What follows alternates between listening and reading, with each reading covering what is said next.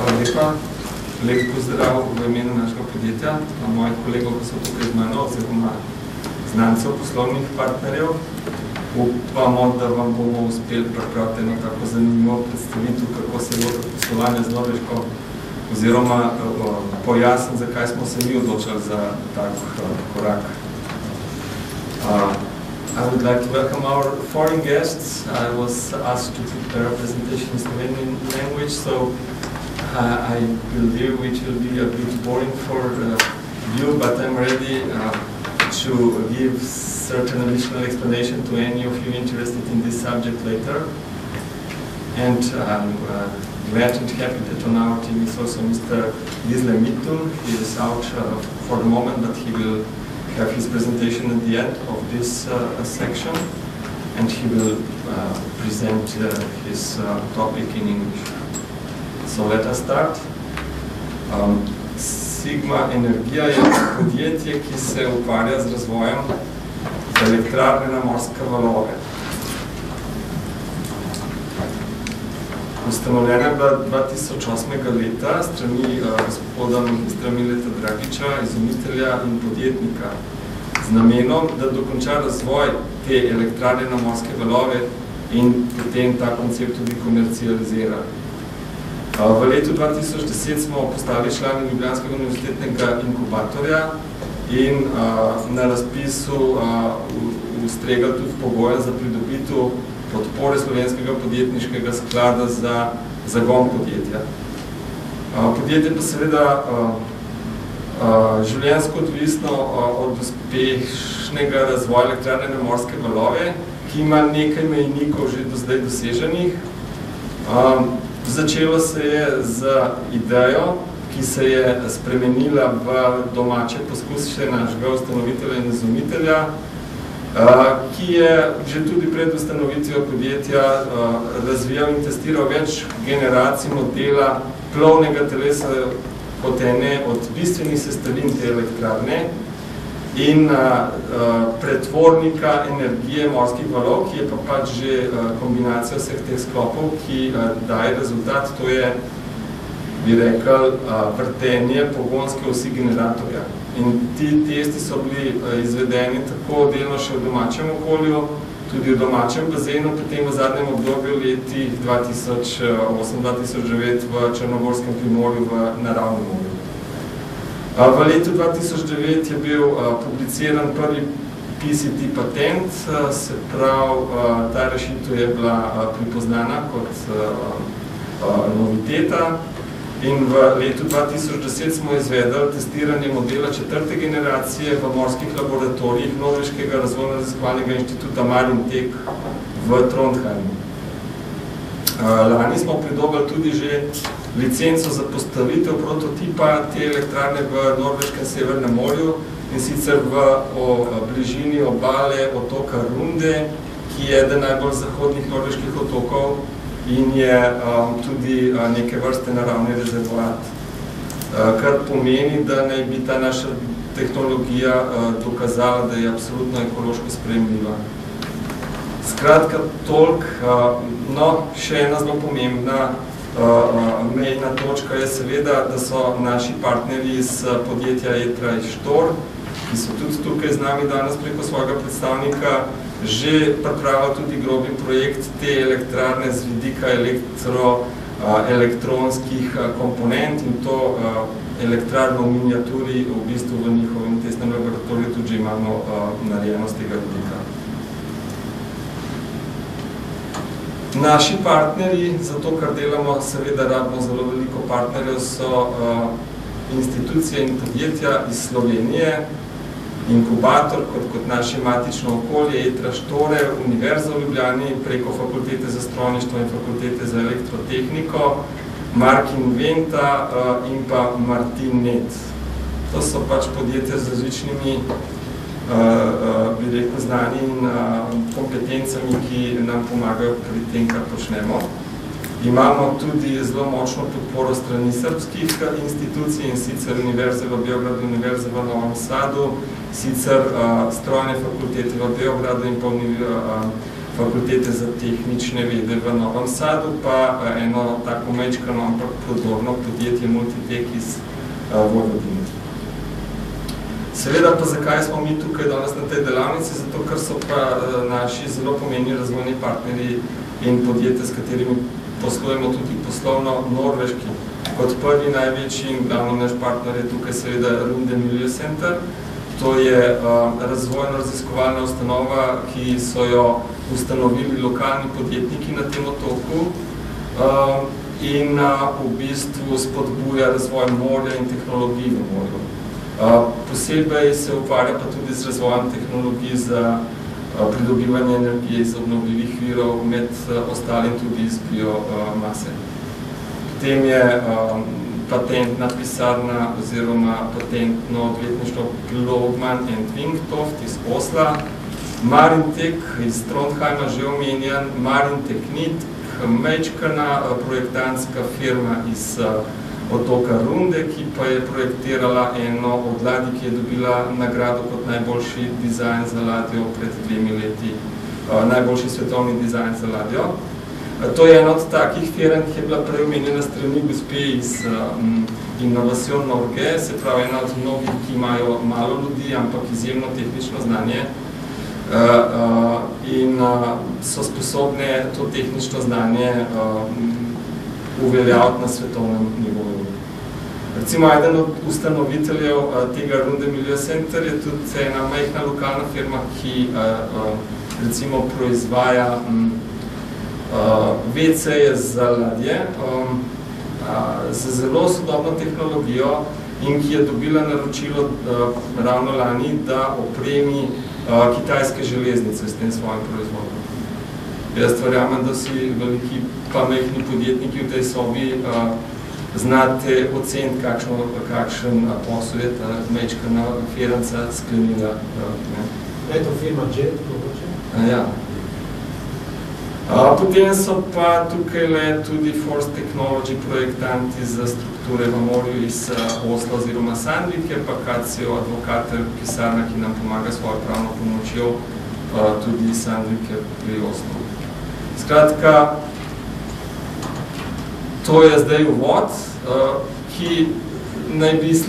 ki bi naj mu sledilo, zakaj Norveška, zakaj smo se mi odločili, da bomo pa poslovali s to oddaljeno in kako bi rekel, ne prav poznano deželo.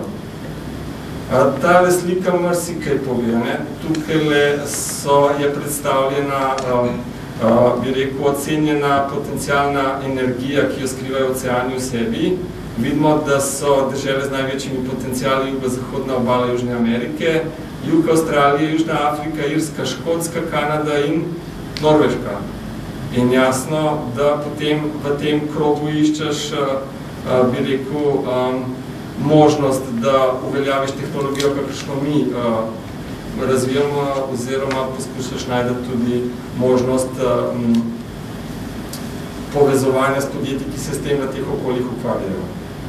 To je prvi in mogoče do neke mere zelo pomemben faktor. Drugi set dejavnikov, zakaj smo se odločili za Norveško, je specializirano ekspertno znanje in dolgoletne, neprecenljive, bogate, raznovrstne izkušnje norveških podjetij in institucij z razvojem naprav in infrastrukture za uporabo v morskem okolju. Jaz mislim, da težko najdemo deželo, ki temu pomenjata, ki temu posveča tako pozornost in tak pomen. V bistvu Norvežani vsaj vzhodne obale si so rojeni skoraj, da ne rečemo v morju. Verjetno tudi naši kolegi, ki z njimi delajo, se bodo s tem strinjali. Praktično vse je tam v morju, isto, ki je bil z nami enkrat tam in je rekel, ja, na dan so se tle hiše rastejo z morju. Potem izjemna tehnična infrastruktura, zares izjemna na najvišjem svetovnem nivoju, in tudi razpoložljiva strokovna podpora pri tem za izvajanje testiranja novih tehnologij v morskem okolju. Laboratoriji, ki jih tam vidite, so najsodobnejši. Saj ne rečem, da tudi par drugih držav ima zelo sodobnih laboratorijev, ampak tile so na izjemno vrhunskem nivoju. In pa tretja, razvojna institucionalna finančna podpora razvoja novih tehnologij. S tem prvenstveno in posebej izpostavljam tudi na področju pridobivanja energije iz alternativnih obnovljivih virov. Recimo, že to vam povem mi kot ena majhna, povsem nepoznana slovenska firma, smo dobili dovoljenje od pristojnih norveških oblasti, da postavimo elektrarno v Severnem morju v manj kot pol leta. Zdaj tisti med vami, ki ste kdaj hišo delali v Sloveniji, primerjajte to z razmerami v Sloveniji. In pa finančna podpora, mi sicer te še nismo bili deležni, ampak kot majhna slovenska firma imamo povsem isti dostop do norveških razvojnih pomoči kot največja norveška multinacionalna družba. Skratka, če mi izpolnimo pogoje, ki so jih oni lepo, ki so jih specificirali in objavili uradno na spletnih straneh, imamo isto pravico kandidirati za ta sredstva kot katerokoli norveško podjetje. Skratka, vsi ti dejavniki seveda so zelo močni in so zelo močno nagnili, bi rekel, tehnico v smer Norveške, ko smo se odločili kam iti. Potem imamo pa še en sklop dejavnikov, en tak malo bolj soft, bi rekel. Go International, to je knjiga, ki je profesor Bjorn Nebakka napisal v letu 1990. In je nekako, bi rekel, odziv poslovnežev in pa akademije Norveške na usmeritev Norveške, da se iz ene majhne severne dežele, bi rekel, spremeni v neko državo, ki bo cel svet poznal in kjer bodo podjetja iz te dežele konkurenčne na vseh trgih. Majhna, velika, tele piše tudi majčkana podjetja naj gredo poslovati na mednarodne trge. In Norveška je zato, ker se je tako odločila temu primerno, bi rekel, postavila tudi mehanizme in strukturo. En od mehanizmov je bil tudi izobraževalni sistem, tale stavba na desni je NHH, ena od priznanih norveških šol za ekonomijo in poslovne znanosti v Bergenu. In ta šola ima med drugim tudi program mednarodno poslovanje kot podiplomski študij, na katerem Norveška po neki svoji logiki in selekciji zbere vsako leto okrog 30 študentov iz celega sveta, tako iz 20 držav sveta so ponavadi napojene te skupine od 30 študentov. In ti študenti pridejo na Norveško, se z njo spoznajo in jo potem tudi, ko grejo nazaj domov, nosijo posebej dobro zapisano v sebi, in tudi Norveška jih ima posebej zapisane. Eden od teh študentov v teh dolgih letih, odkar ta sistem deluje, sem bil na mojo veliko srečo, nepopisno srečo, lahko rečem tudi jaz, in skratka v tem mečkanem detajlu tudi lahko najdemo en pomemben vzrok, zakaj smo se odločili, da gremo na Norveško. Skratka,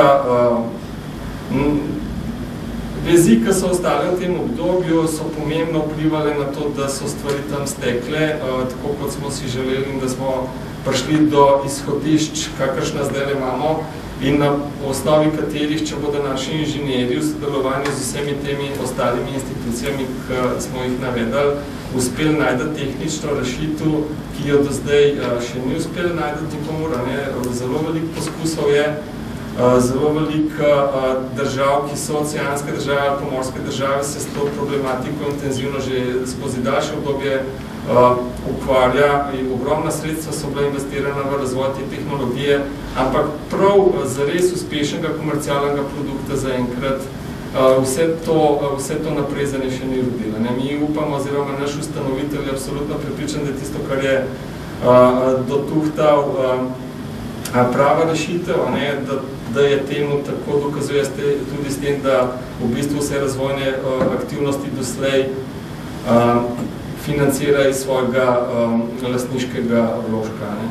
Skratka, naša ambicija je in tudi naši kolegi iz Norveške, tisti, ki z njimi delamo, so vedno bolj pripričani, da je realistično, da prebijemo ta zid in da postavimo objekt, ki bo lahko stabilno deloval v krutih razmerah oceana, in zagotavljal stabilen dotok energije in tudi kluboval tem razmeram.